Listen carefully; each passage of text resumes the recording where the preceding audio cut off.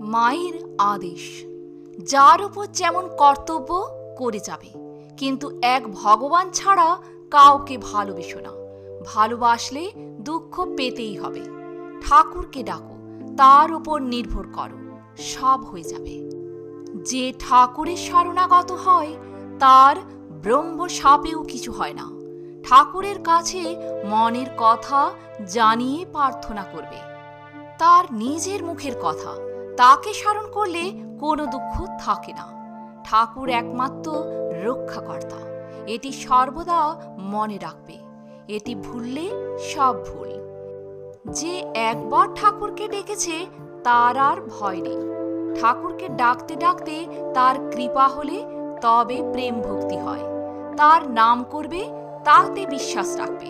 সংসারে বাপ মা ছেলেদের আশ্রয়স্থল, তেমনি ঠাকুরকে জ্ঞান করবে।